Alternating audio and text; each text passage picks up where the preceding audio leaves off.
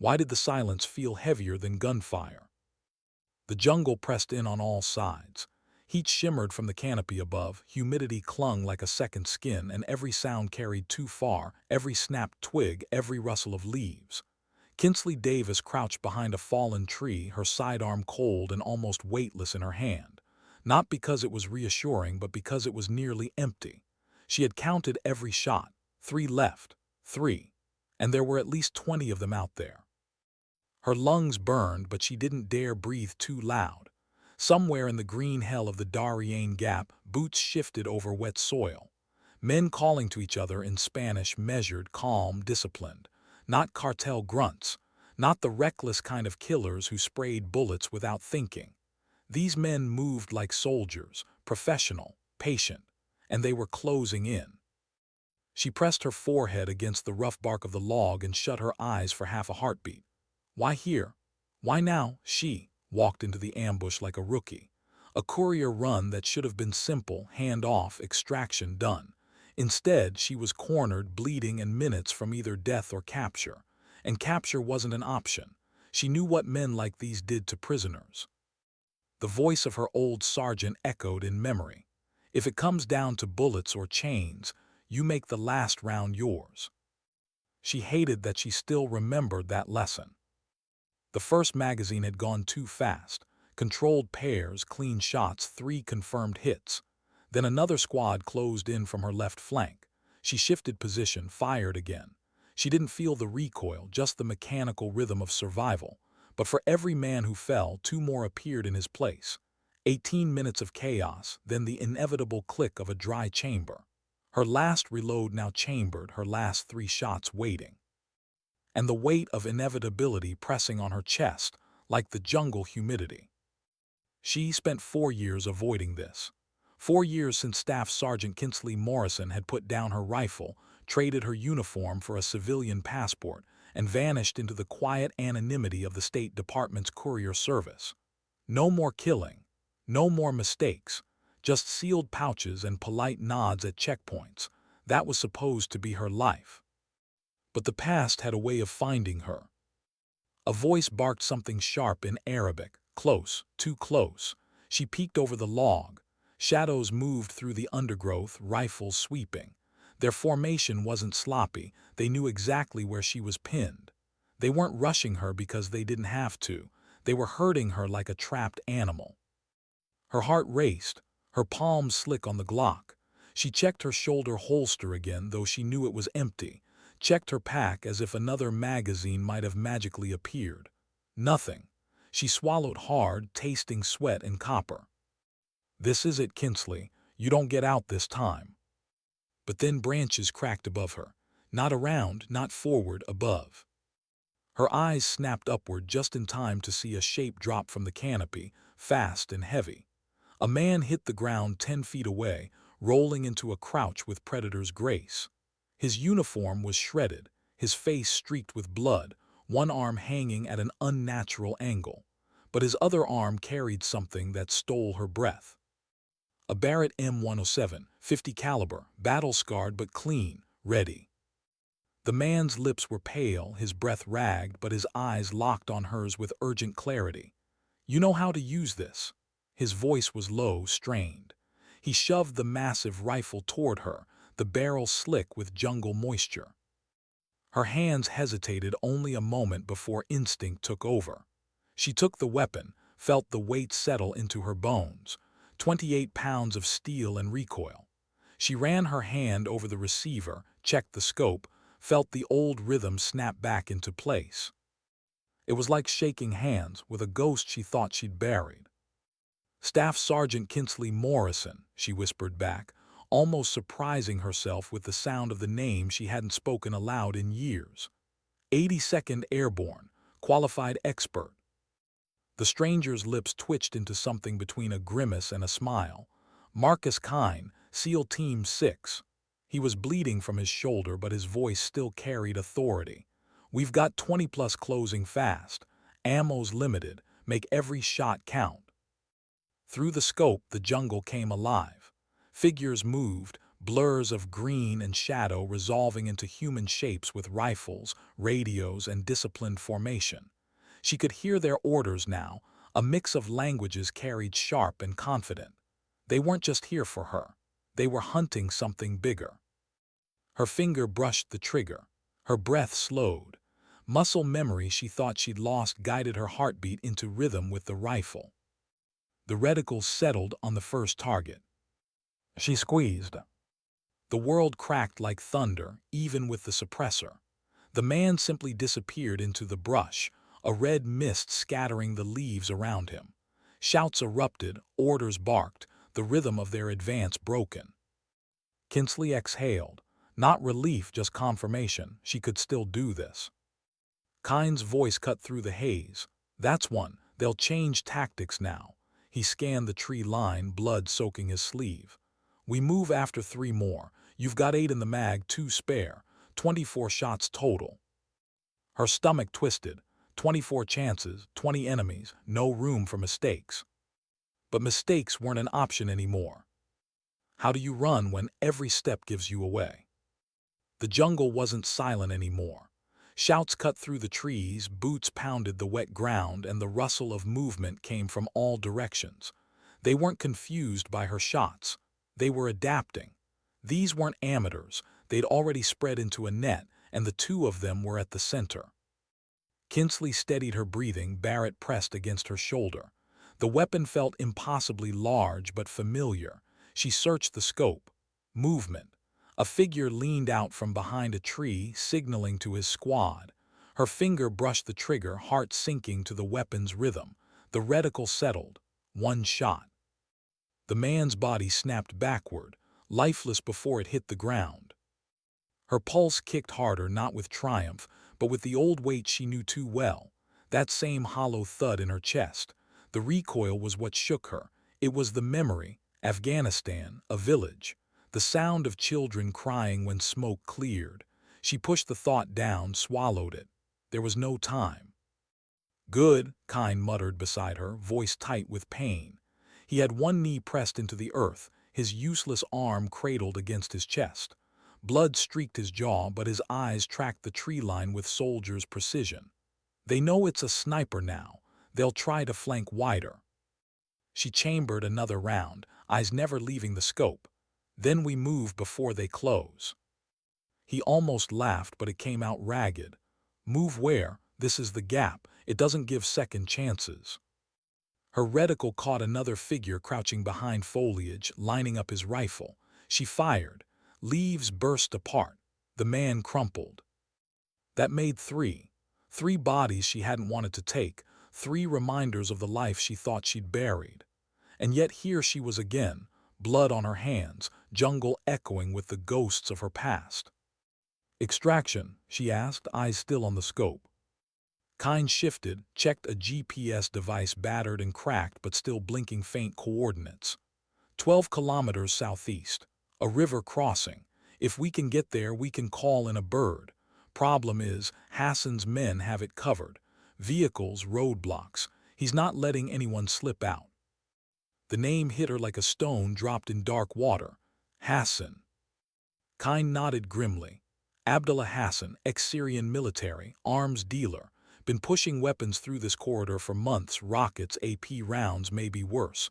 My team tracked him. We thought we were cutting off a shipment. Instead, we walked into a hornet's nest. His jaw clenched, and for a moment his eyes went distant. Lost 3 men before I broke contact. Kinsley's throat tightened, so that was it. This wasn't cartel muscle at all. This was something deeper, better trained, better equipped. And somehow she was in the middle of it. The brush exploded with gunfire. Rounds chewed bark from the fallen tree, kicked soil into her face. She dropped flat, heart hammering. Suppression fire. Smart. They weren't rushing, just pinning them until others moved around. We can't sit here, she hissed. Kine's good hand pressed on his wound, already soaked through. He nodded. We move on your shots. Drop their eyes, then shift.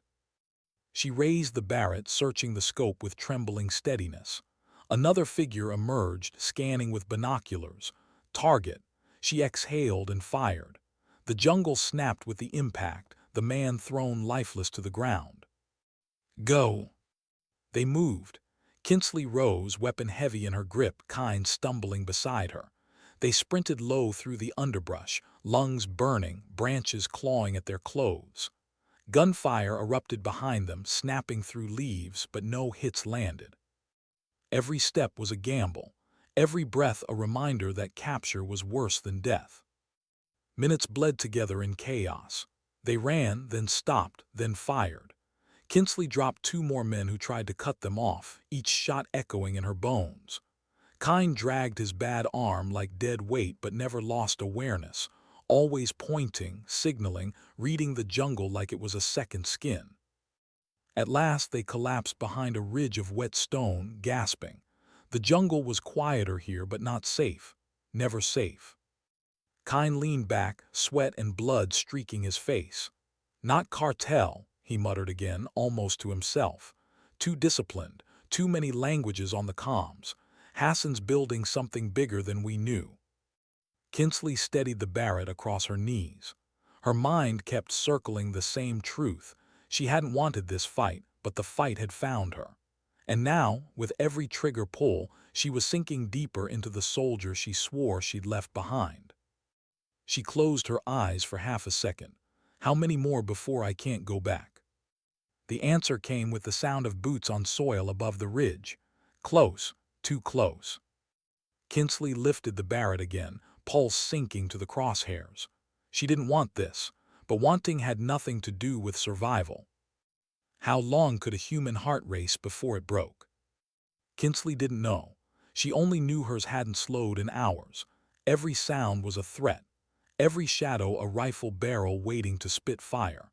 She pressed her back against a wide ceiba tree, sweat soaking her shirt, Barrett braced across her knees.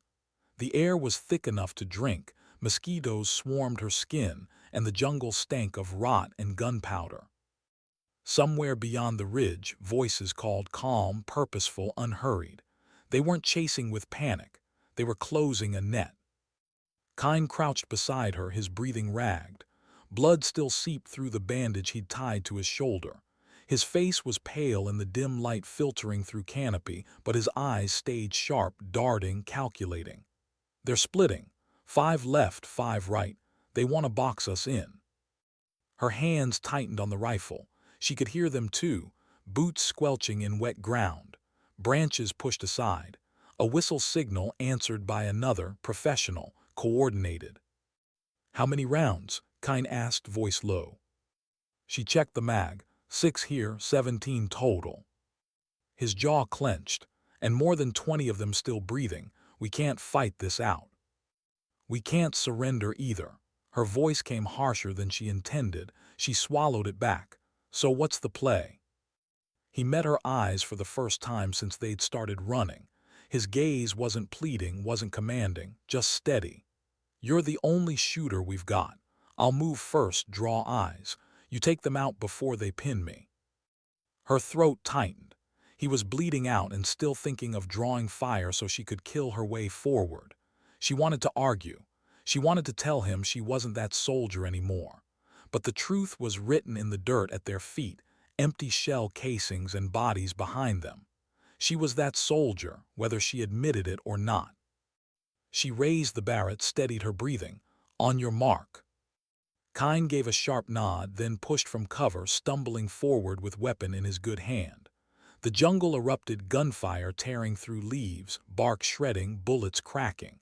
Kinsley's scope found the first muzzle flash. One breath, one squeeze. The man dropped. Shift, acquire, squeeze. Another one fell. The rhythm returned, the old training she thought she'd buried. Fire, exhale, relocate. Each shot echoed through her bones, each impact a hollow thud inside her chest. She didn't even count them anymore. Just targets, just survival. Kind dove behind another tree, chest heaving, blood staining the soil. That's 3 down, bought us 30 seconds. They ran again, deeper into the gap. Branches whipped against her face, roots clawed her boots, the Barrett's weight dragging at her shoulders. She wanted to collapse, to let the jungle swallow her whole. But every time her pace faltered, she thought of the men behind them. If they caught her alive, there would be no dignity in the end. By dusk, the light had gone murky gold. They found a pocket of higher ground, a natural ridge overlooking a shallow ravine. Kine dropped heavily against a rock, grimacing as he tried to tighten his makeshift bandage. His hands shook. He was losing strength. Kinsley scanned the ridge with the Barrett, heart still hammering. Nothing moved in the tree line, but she knew better. Silence wasn't safety. Silence was just the breath before the strike. She whispered, half to herself, half to him, "Why me? Why hand me the rifle?" Kine's lips pulled into a grim smile. "Because I saw it in your eyes. You weren't panicking. You were calculating. That's a shooter's mind. Didn't matter what name you gave me, you've carried one of these before." Her stomach twisted. She looked down at her hands gripping the rifle, steady despite the tremor inside her chest. "I walked away from this, 4 years without firing a round. And yet here you are." He closed his eyes for a moment, exhaustion dragging at his face. "Some fights don't care what you want." She looked at him, at the blood soaking his uniform, at the scars of battles he probably never told anyone about. He wasn't wrong. The jungle didn't care that she had sworn off killing. Hassan's men didn't care that she wanted peace. The choice was already made the moment the ambush began. Her father's voice came back to her, low, gravelly, always carrying the smell of tobacco and gun oil. "The rifle doesn't lie, Kins. The world lies, people lie. But the rifle always tells the truth."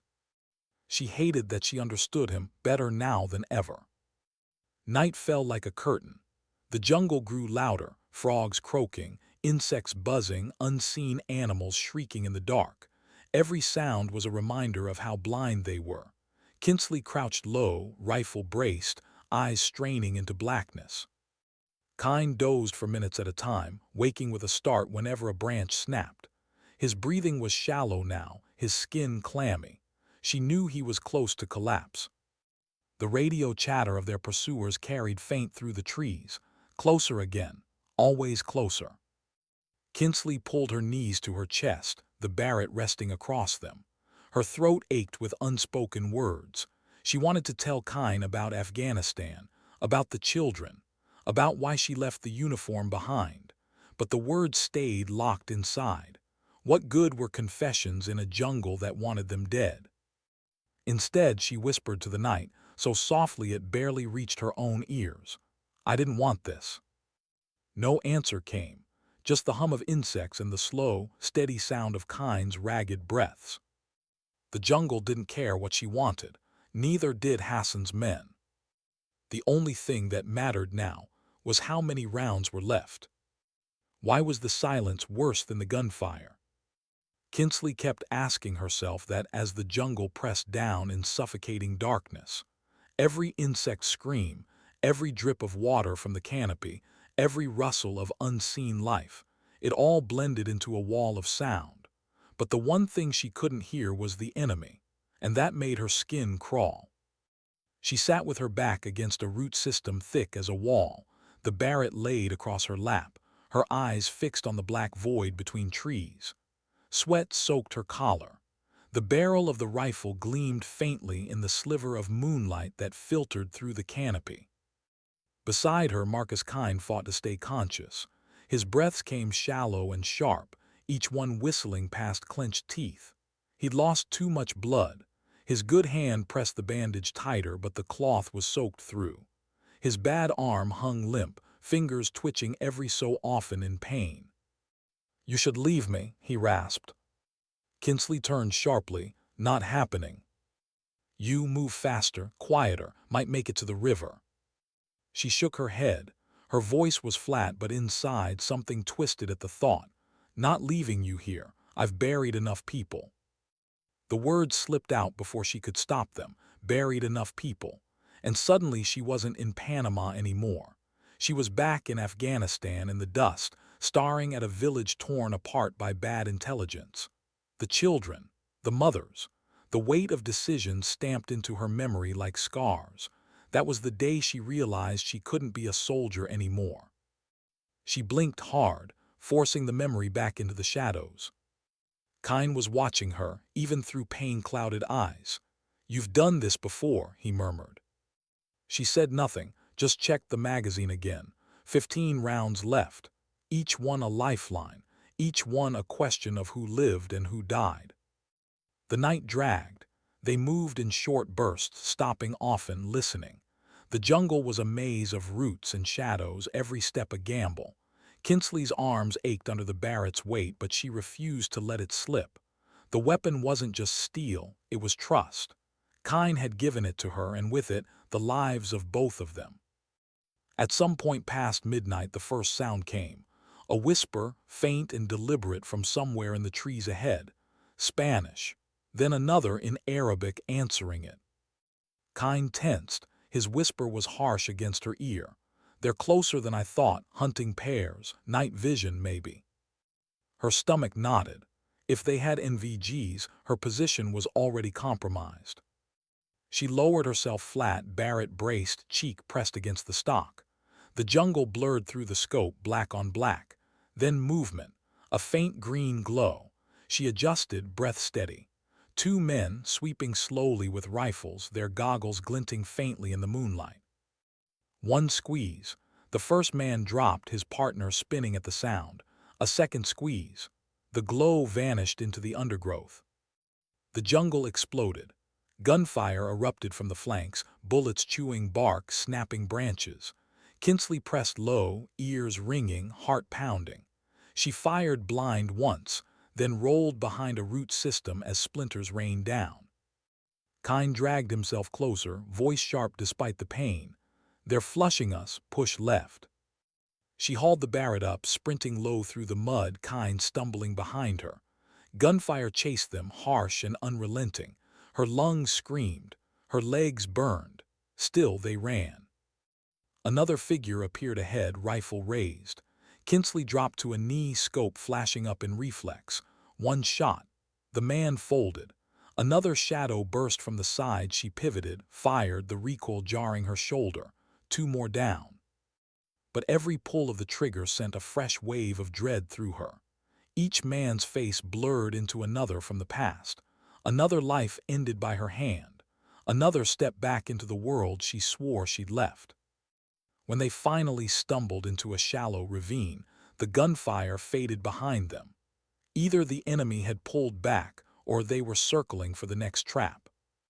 Kine collapsed against the muddy wall, chest heaving. "You're keeping us alive," he rasped. Kinsley lowered the Barrett, her hands trembling for the first time. Her throat felt raw. "At what cost?" she whispered. He didn't answer, maybe because he didn't have to. For a moment the night was still again, broken only by the sounds of the jungle. Kinsley stared at the rifle, at her reflection faintly visible in its scope. Who was she now? The courier who wanted peace, or the soldier who couldn't escape war? The truth was already written in the dirt behind them, in the bodies that would never walk out of the gap. And the night wasn't over yet. Why did the sunrise feel like betrayal? The jungle had been black for endless hours, each minute stretched thin by gunfire, whispers, and silence heavy enough to crush bone. But now, as dawn broke, light spilled through the canopy in narrow shafts, golden and sharp. It revealed everything: the sweat on her skin, the blood soaking Kine's bandage, the mud smeared across her arms. It revealed the truth she didn't want to face. They were still surrounded. Kinsley crouched low at the edge of a ravine, eyes sweeping the tree line. The Barrett rested steady in her grip, its metal warm from her hands. Every muscle ached, every thought pressed heavy on her chest. She'd barely slept in 2 days, and the weight of exhaustion made her vision swim. But fatigue was a luxury the jungle didn't allow. Beside her, Kine sagged against a root, his face gray, lips cracked. His breaths came shallow, broken. He looked more like a ghost than one of the Navy's most elite operators. His good hand clutched his GPS, the screen flickering weakly. 3 kilometers, he murmured, voice little more than air. River crossing, our only chance. Kinsley swallowed. 3 kilometers in this terrain was more like 30. With enemies on all sides, with Kine barely standing, with ammo dwindling, it might as well have been the moon. "You're not walking 3 kilometers in this state," she said quietly. He looked at her then, eyes sharp even in weakness. "Not walking," he said. "Crawling, bleeding, doesn't matter, but I'm not dying in this place." Something inside her clenched. She wanted to argue, wanted to tell him he wouldn't make it, but she knew what drove men like Kine, what had once driven her, a refusal to quit even when quitting would be easier. She adjusted the Barrett, checked the magazine. 14 rounds left, 14 chances. She exhaled slowly. "Then we move." They pushed on. The jungle came alive in the daylight, bright leaves glistening with dew, insects buzzing in clouds, the air so heavy with moisture it pressed like weight against her chest. Each step through tangled roots and thick vines felt like wading through quicksand. Kine stumbled often, leaning hard on her shoulder, his blood leaving smears on her sleeve. His strength was fading fast, and for the first time she felt the role between them shift. She wasn't following anymore. She was carrying him, his weight, his survival, his hope. They hadn't gone more than 500 meters when she saw them. Through the scope, movement flickered. Not one, not two. A full squad, 8 men in tactical gear, rifles sweeping, moving deliberately, blocking the way to the river. Kinsley froze, breath tight. "They're waiting for us," she whispered. Kine's jaw tightened. He slumped against the tree, sweat rolling down his temples. "Then you take them out." Her stomach nodded. 8 targets, 14 rounds, precision required, failure fatal. Her father's voice came back again. "The rifle doesn't lie." She dropped prone, settled the Barrett on its bipod. Through the scope, the first target was clear, a man signaling orders with his hand. She exhaled and squeezed. The rifle cracked. The man fell. The jungle erupted. Shouts, gunfire tearing through leaves. Kinsley shifted, eyes sharp. Another target leaned out from behind a tree. Her reticle found his chest, and another round spat fire. He crumpled. Rounds zipped past her head, bark exploding inches from her cheek. She pressed lower, heart hammering, then swung the scope left. Another muzzle flash. She fired, silencing it. 3 down. Kine's voice rasped behind her. "Keep moving. Don't give them time to regroup." She shifted, scope snapping right. A man ducked behind cover, but not enough. Her round punched through wood, through him. 4. Her hands trembled now, the barrel hot against her shoulder. Sweat blurred her vision. She blinked hard, lined up again. Another shot, another body down. 5. Gunfire roared back, a spray so close she felt leaves slash her cheek. She gritted her teeth, adjusted, found another figure rising with a grenade launcher. Her pulse spiked. She fired. The man toppled before he could fire. 6. The squad broke. The last 2 scattered, sprinting deeper into cover. Kinsley fired once, missed, curse catching in her throat, then fired again. 1 fell. The last vanished into green. Silence heavy, choking. Kinsley lowered the Barrett, her chest heaving, her ears ringing. The smell of powder mixed with the wet rot of the jungle. 8 men. 7 down. 1 gone. Her hands shook as she reloaded. 13 rounds left. Kine staggered forward, each step leaving a smear of blood on the leaves. His voice was low, almost lost. "That's why I gave you the rifle." She stared at him, throat tight. Her voice cracked. "And what happens when there's no rounds left?" He paused, eyes dark and hollow. "Then you find another way. You always find another way." The words cut deeper than the gunfire, because she knew he was right, and she hated it. They pushed onward, the jungle swallowing the dead behind them. But Kinsley couldn't stop seeing their faces in the scope, couldn't stop feeling each pull of the trigger burying her deeper into the soldier she'd sworn she'd never be again. And still she carried the Barrett forward. Why did the sound of the river feel like a lie? It whispered through the trees now, faint but unmistakable, the rush of water over stone, the promise of escape. Kinsley could hear it in the distance, taunting, as if survival was only a few hundred meters away. But the jungle never gave gifts. Every step toward that sound was harder than the last. She dragged Kind's arm over her shoulders, half carrying, half pulling him through the tangle of roots and vines. His boots scuffed the mud, leaving dark streaks of blood with every stumble. He was nearly dead weight now. His breaths came shallow, broken by soft groans he tried to stifle. "Stay with me," she whispered, though she wasn't sure if he heard. He lifted his head once, eyes glassy. "Not done yet." "You look done to me." His mouth twitched, half smile, half grimace. "Seals don't quit, even if we should." She bit back the lump in her throat, tightened her grip on the Barrett, and kept moving. The sun had climbed higher now, burning through the canopy in shafts of light that painted the jungle gold and green.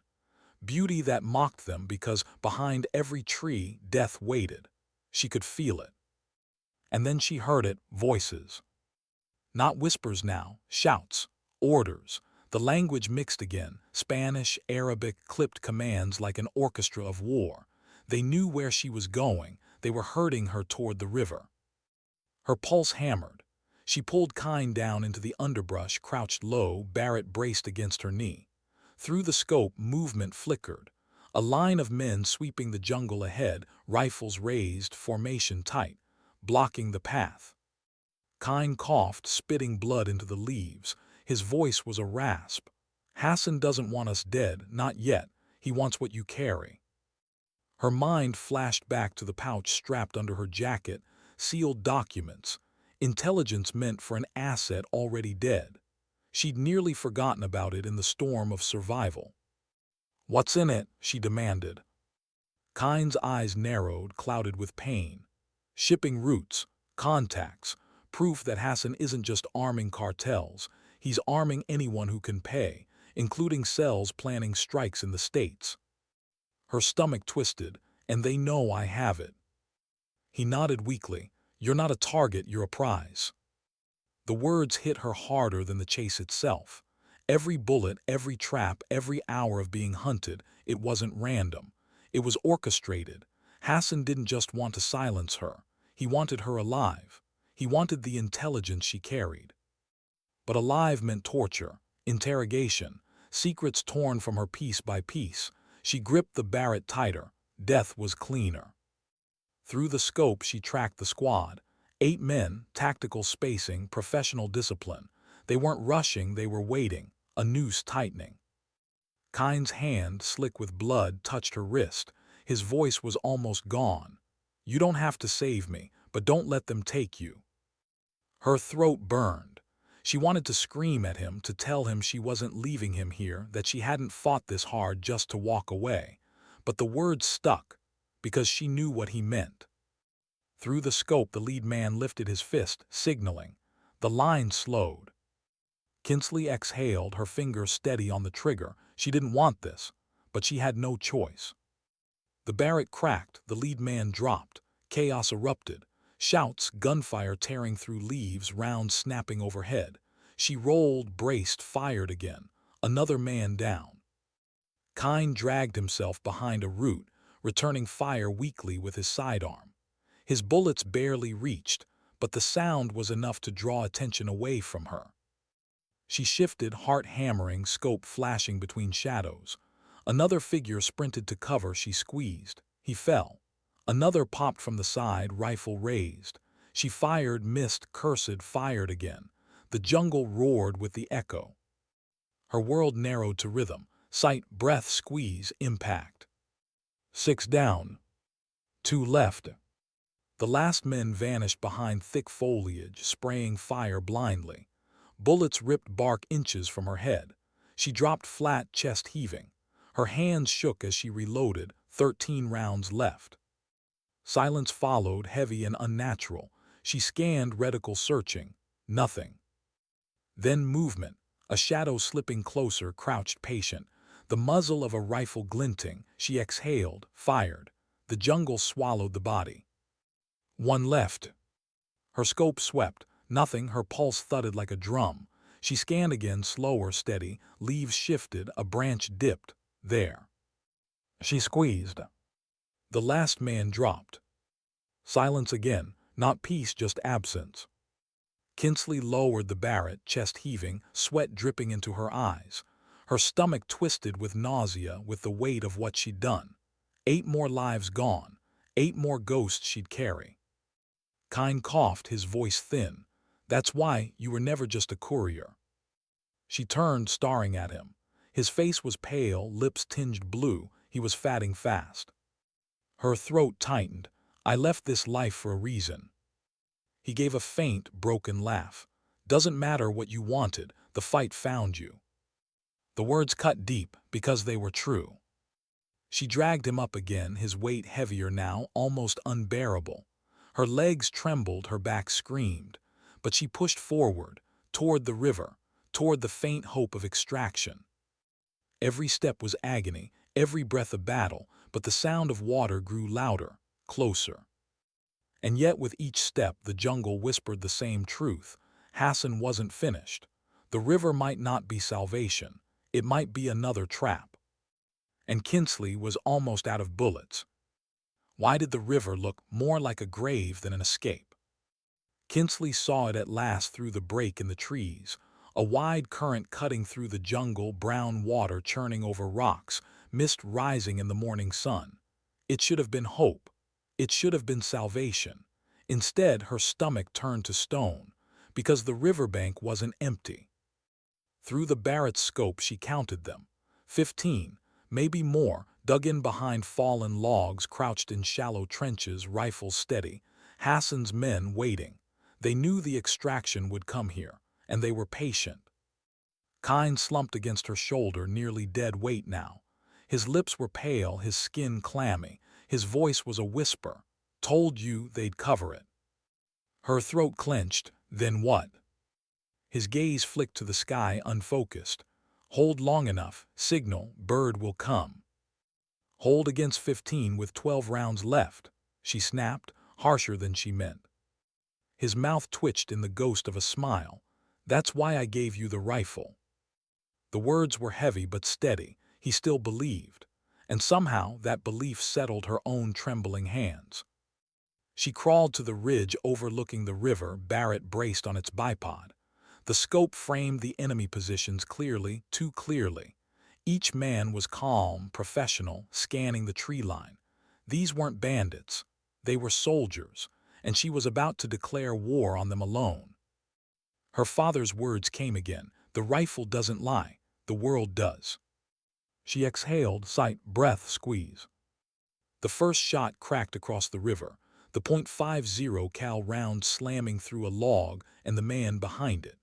He dropped before his comrades even realized what had happened. Shouts erupted, rifles swung toward her ridge. Bullets tore bark around her.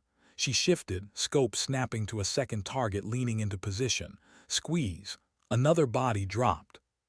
Kine groaned behind her, dragging himself to cover, fumbling for his pistol with his good hand. His shots were weak, short, but loud enough to distract. Kinsley fired again, third man down. The rest scattered, repositioning. They weren't panicked, they were adapting. She could hear them shouting coordinates, their voices calm under pressure. These weren't men who broke easily. She chambered another round, scope flashing across the riverbank. A muzzle glinted, squeeze, fourth down. But their return fire was brutal now. Rounds slammed into the ridge, spraying earth into her face. One whistled so close past her ear she felt its heat. Kine's voice rasped, signal the bird. She gritted her teeth. Not until I clear more. They'll cut it down before it lands. Her reticle settled again, fifth man, head barely visible. She squeezed, gone. Her ears rang from the thunder of each shot, her shoulder bruised from the recoil. Sweat burned her eyes. Her hands trembled as she reloaded. Only 7 rounds left. And still more shadows moved, more rifles aimed. The radio crackle startled her. Kine, bloodied fingers pressing his comms. His voice was hoarse but commanding. Blackhawk, this is Kine. Hot LZ, river crossing, smoke inbound. Hurry the hell up. She grabbed a flare from his pack, cracked it, tossed it onto the ridge. Orange smoke billowed, marking their position. A beacon and a target all at once. The response was immediate. Gunfire intensified, rounds hammering their cover, bark shredding, dirt exploding. They wanted her pinned. But pinned meant dead. She rolled, braced, and fired again. Sixth down. A man trying to flank, seventh down. Her rounds dwindled with every breath. 5 left. Then she heard it, the heavy, distant thrum of rotors, deep, powerful, growing louder. Her chest tightened with something dangerously close to hope. The men across the river heard it too. Their fire redoubled, furious, desperate to finish her before the helicopter arrived. One raised a launcher, two balanced on his shoulder. Her pulse spiked. If he fired, extraction would be over before it began. She steadied, breath-sharp, scope fixed on his chest. Squeeze. The Barrett roared. The man collapsed, launcher slipping harmlessly into the mud. 4 left. The rotors thundered closer, trees shaking, wind whipping the canopy. Then it broke through, a Blackhawk, dark and powerful, dropping low over the river, doors open, gunners braced. It screamed into the kill zone with defiance, miniguns spitting fire across the riverbank. The jungle erupted. Hassan's men dove for cover, their formation broken at last. Rounds chewed earth, smoke rose, bodies fell. But not all. A handful pressed forward, desperate, firing blindly at her ridge. One bullet tore past her arm, hot and sharp. She fired back, dropped another. 3 left. Kine groaned, trying to crawl toward her, his face pale as death. Go. She grabbed his vest, dragging him with one arm, Barrett still clutched in the other. Every step toward the extraction zone was fire and thunder, her muscles screaming, her lungs burning. The Blackhawk hovered low, side door gunners covering, crew waving her forward. She fired again, 2 left, fired again, 1. Her last shot cracked, the final man dropping into the mud. Empty chamber, no rounds left. She stumbled the last meters, hauling Kine's limp body with everything she had. Hands reached from the helicopter, grabbing, pulling, dragging them both inside. The Blackhawk roared upward, lifting them out of the jungle, the river shrinking below, Hassan's men scattering in the chaos of smoke and gunfire.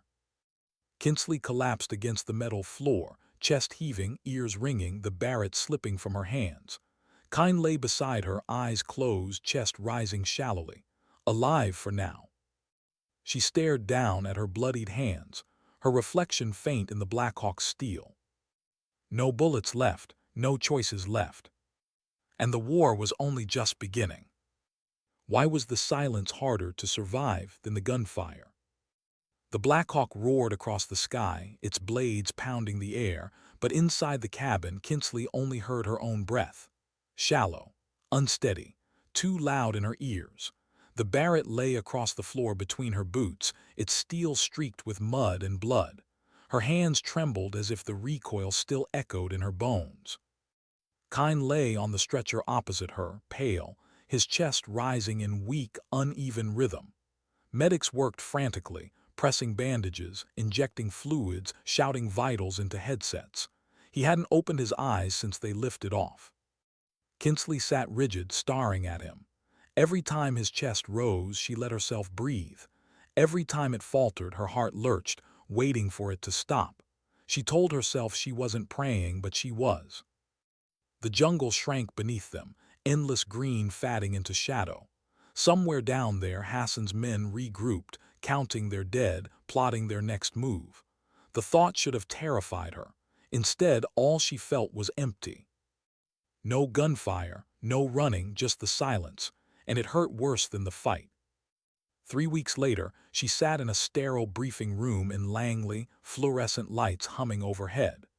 The jungle seemed like another life now, but her hands still shook sometimes, even as she folded them on the table. Across from her sat Colonel Sarah Mitchell, sharp-eyed, composed, her uniform crisp. Next to her, CIA Operations Officer David Torres, his suit immaculate, his notepad full. For hours they dissected the mission. Every movement, every shot. They showed maps, casualty numbers, reports compiled from satellite feeds and intercepted comms. They asked questions with voices too calm for what they were discussing. 18 confirmed kills, Mitchell said, flipping through a file. 24 rounds fired, everyone under combat conditions. Torres leaned forward, his pen tapping against the folder. That level of precision, frankly, it's extraordinary. Kinsley looked down at her hands. They didn't feel extraordinary. They felt stained. Mitchell studied her. Why didn't you tell anyone about your background? Kinsley's throat tightened. She forced herself to meet the woman's gaze. Because I left that part of my life behind, or I thought I had. Why? The question landed like a blow. She could have lied. Could have given them something clean, something that wouldn't make the room feel heavier than it already was. But the truth pressed out anyway. Afghanistan, she said softly. Intelligence failures, civilian casualties, children. I signed off on targeting data that killed them. And I couldn't, she broke off, swallowing hard. I couldn't carry that weight anymore. Silence filled the room. Mitchell's expression softened just slightly. Torres didn't look away, but his eyes carried something more than curiosity. And yet, Mitchell said finally, in the Darien Gap you didn't hesitate. It was different, Kinsley replied, her voice steady now. No gray areas, no civilians, just killers, arms dealers who put weapons in the hands of terrorists, men who would have murdered us without a second thought. There was no doubt, no hesitation. Torres leaned back, folding his arms. That clarity is rare and valuable. Kinsley felt her stomach knot. She knew what was coming before he said it. We want you back in the field, he continued. Not as a soldier, not as a courier, something in between. Your diplomatic credentials give you access our operators can't have. Your training gives you skills our diplomats don't. Together, that makes you unique. Her chest tightened. She wanted to protest, to tell them she wasn't their weapon, but the words caught in her throat, because deep down she already knew the truth. She remembered Kine, bleeding out in the jungle, trusting her with his rifle. She remembered the riverbank, every impossible shot. She remembered the silence after extraction, the ghosts lined up in her memory. She wasn't just a courier, she wasn't just a soldier, she was something in between, and maybe the world needed that. Mitchell's voice softened. We'll give you autonomy, you choose the missions, no ambiguous intel, no gray areas, only clear threats. We're offering you balance. Balance? The word felt fragile, but it was more than she thought she'd have when she walked into this room. She let out a slow breath. Fine, but I don't work for trophies. I don't work for numbers. If I do this, it's to stop what I can before it happens. Clean, precise. No more children, no more mistakes. Mitchell nodded once. Torres scribbled something in his notes. The decision was made.